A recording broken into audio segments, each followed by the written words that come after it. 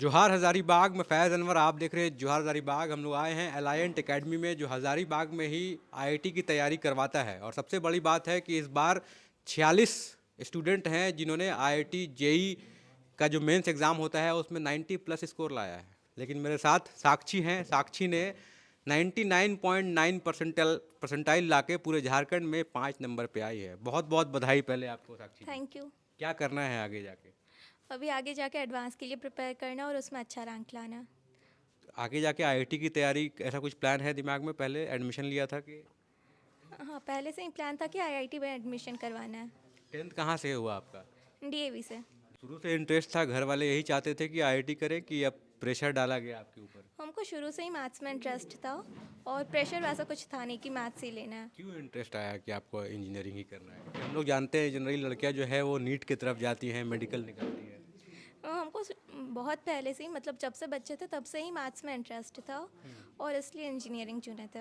अच्छा, कौन सा इंजीनियरिंग करना चाहती हैं आप? सिविल, मैकेनिकल या फिर ऐसा कोई प्लान है? इलेक्ट्रिकल करना चाहता अभी। इलेक्ट्रिकल। क्या करना है उसके बाद? कोई ऐसा पर्टिकुलर कॉलेज है जहाँ आप जाना चाहती हैं? आईआईटी दिल्ली। आईआईटी दिल्ली, ये प्लान है आपका। हाँ। तो ये बताइए, जब रैंक 5 आया आपका पूरे झारखंड में मेंस में, तो क्या प्लान है? एडवांस में भी आप इसी तरह का रैंक लाएंगी? हाँ, एडवांस के लिए पूरा मेहनत करना है। अभी जो जेई निकला है आपका मेंस, इसमें कितनी तैयारी किया आपने? अभी तो 2 साल पहले ही हम तैयारी शुरू किए थे और ये 2 साल में हम कंसिस्टेंटली 8 साल पढ़े, मतलब एक दिन में 8 घंटा पढ़ने का कोशिश किए थे और हर दिन पढ़े भी थे। तो कैसे प्लान किया? मतलब 8 घंटा सुबह से अगर रूटीन देखा जाए तो क्या रूटीन फॉलो कर रहे थे? सुबह हम 6 या 5 बजे उठते थे और 1 घंटा पढ़ते थे। फिर 4 घंटा कोचिंग में क्लास होता था। फिर उसके बाद 1 से 6 बजे तक कोचिंग में ही रुक के सेल्फ स्टडी करते थे। अच्छा, मतलब सुबह से कोचिंग, उसके बाद फिर यहाँ पे 5 घंटा और एक्स्ट्रा यहाँ पढ़ती थी। हाँ, क्या फ़ायदा हुआ उससे? उससे जब कभी भी हमको कोई भी सब्जेक्ट में डाउट होता था जाके सीधे लोग से पूछ लेते थे। कोई भी दूसरा प्रॉब्लम रहा सर लोग गाइड करने के लिए यहाँ पे हर टाइम पे अवेलेबल थे।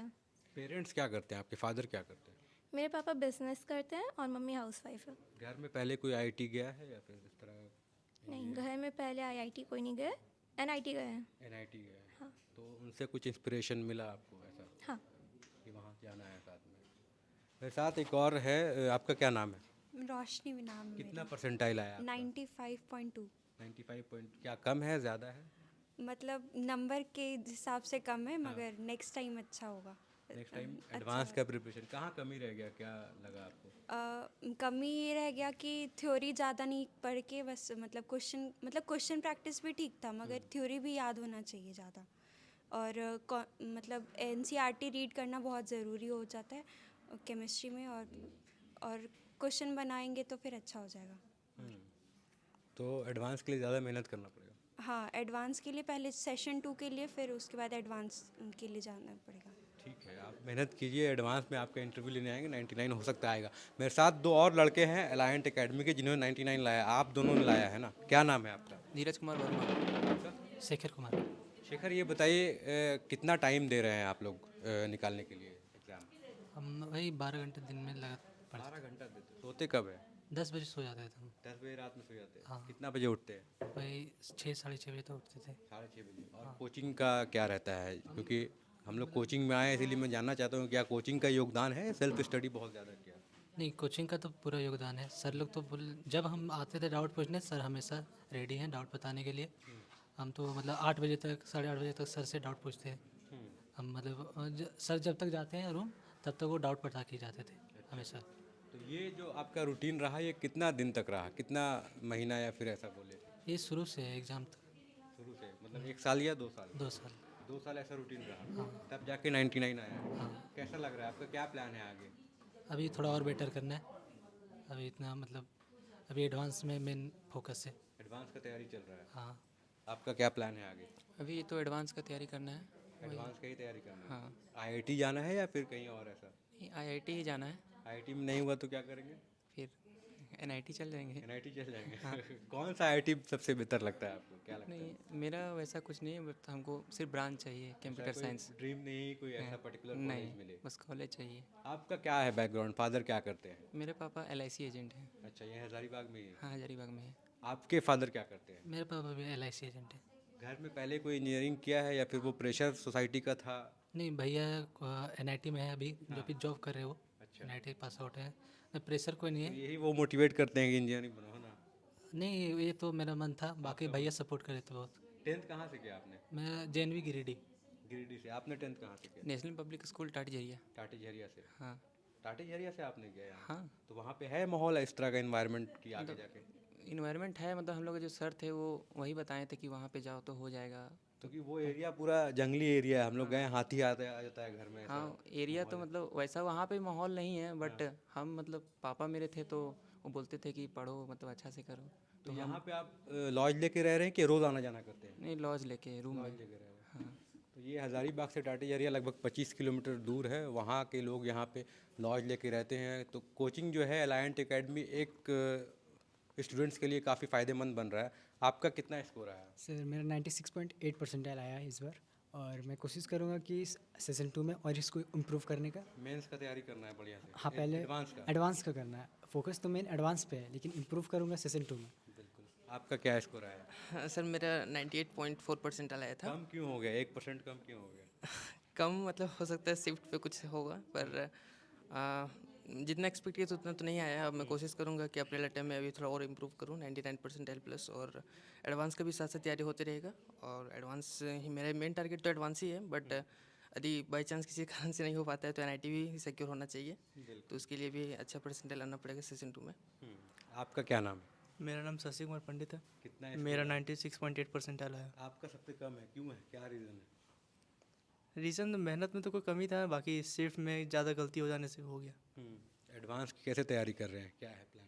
मतलब अभी तो फुल फोकस एडवांस पे ही है। अच्छा करना है। आईआईटी लेके रहिएगा, कोशिश तो है कोशिश है। जी।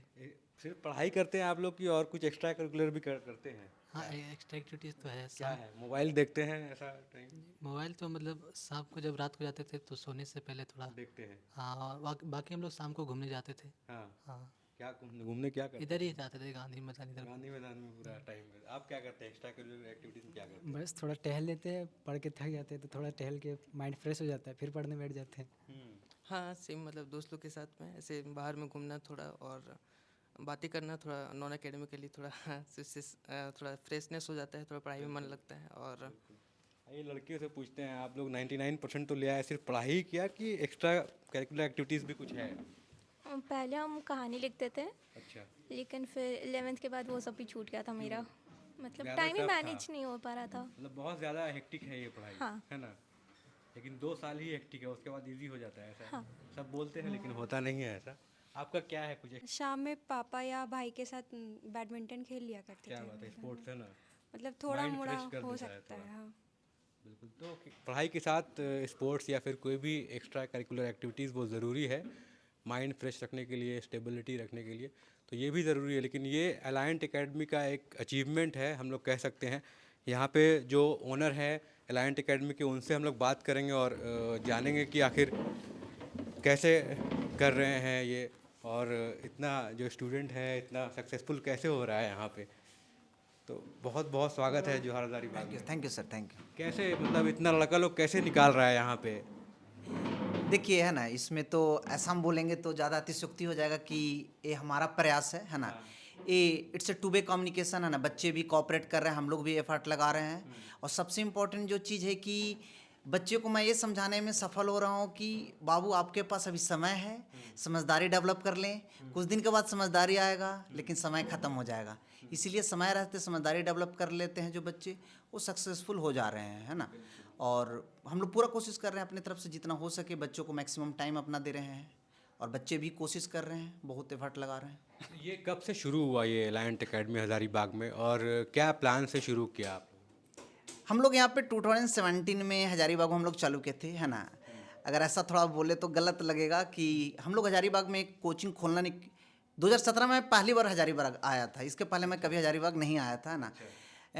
मेरे को बहुत सारे रिकमेंडेशन मिले। फर्स्ट हम लोग दिल्ली में खोलना चाहते थे, है ना, क्योंकि मैं वहीं पे गुड़गांव में होंडा मोटर्स में जॉब कर रहा था, है ना, R&D डिपार्टमेंट में। सो हमारा पहला चॉइस दिल्ली था। फिर दूसरा चॉइस जब हम लोग सर्वे किए तो हम लोग आया बोकारो खोलने का। लेकिन जब हम लोग बहुत सारे चीज़ फैक्टर पे एनालिसिस किए कि हम लोग क्या प्रॉब्लम फेस किए ड्यूरिंग आवर प्रिपरेशन, है ना, जब हम लोग तैयारी करें तो क्या प्रॉब्लम था, तो सबसे बड़ा एक मेजर जो प्रॉब्लम है खास करके बिलो मिडिल क्लास फैमिली जो बच्चे आ रहे हैं उनके साथ प्रॉब्लम ये है कि फाइनेंशियल इश्यूज, है ना, पैसा की कमी, और सबसे बड़ा जो पैसा जा रहा है वो रहने और खाने में जा रहा है, जो कि हजारीबाग जगह पे अभी भी हजारीबाग में रहना और खाना बाकी शहरों के तुलना में जहाँ पे आईआईटी मेडिकल की तैयारी होते हैं बहुत ही कम है। और that was the main reason कि हम लोग हजारीबाग को चूज किए कि Hazaribagh is the best place. और एक और चीज़ था, हजारीबाग के एक ऑलरेडी नाम है एजुकेशन के सेक्टर में, यहाँ पे आसपास डिस्ट्रिक्ट के जो बच्चे हैं ऐसा बोल सकते हैं कि लगभग झारखंड के सारे डिस्ट्रिक्ट के बच्चे हजारीबाग पढ़ाई करने आ रहे हैं। तो क्या क्या आप लोगों ने फिर क्या यहाँ पे हॉस्टल सेट किया या फिर डायरेक्ट कोचिंग खोला, क्या किया? हाँ। पहले हम लोग यहाँ पे कोचिंग चालू किए, क्योंकि आप भी जान रहे हैं ना स्टार्टिंग में कोई बच्चा मेरे को जानते भी नहीं थे, इवन मैं हजारीबाग का नहीं जानता था, तो हमारे पास 3-4 बच्चे आए हैं ना, लेकिन ज़्यादातर जो होते हैं ज़्यादातर कोचिंग में 4 बच्चे से चालू करते हैं और उनको अभी वो 400 बच्चे पढ़ा रहे होते हैं। हमारे साथ थोड़ा उल्टा हुआ ना, स्टार्टिंग में ही हमारे पास लगभग 100 बच्चे आ गए।